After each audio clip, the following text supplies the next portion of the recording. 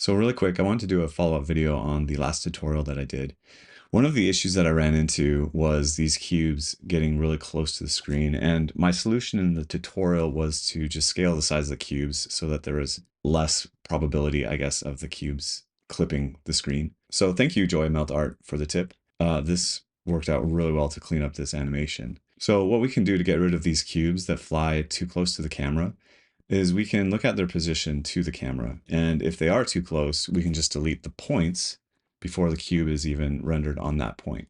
So we've got this instance on points, and we've got these points coming out of the volume. We can just look at it like so. And to delete ones that are getting too close, we're going to just isolate the X and the Z axes. So to do that, we can just take this position, we can pull in a vector math node. We'll change this to multiply, change all these axes to 1, but then the y-axis to 0. So now that gives us a 2D vector. It's no longer 3D because we don't care about the y-axis.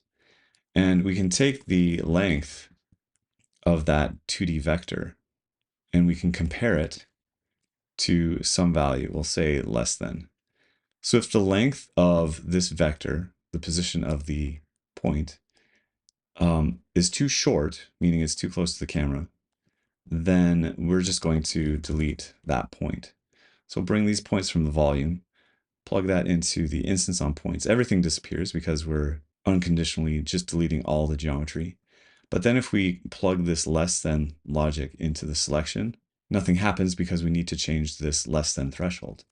So as we start to increase this distance, you'll notice that these cubes start to disappear. And if you go even further, you can see in the distance, maybe what I'll do is go into the front orthographic, and you can see that this hole in this area of points is being cut out. So again, if we change that to 0 and slowly drag this up holding shift, you can see that a hole is actually being carved out, making room for the camera to fly through without points actually hitting the camera. So if we go back to the camera view and go into maybe the material preview and press play, all of these cubes are now well out of the way of the camera. And to show the difference here, there you go. There's one that's about to hit the camera there. So 0.8. So that's a super elegant way to clean up this animation so that you don't have so much clipping from these cubes.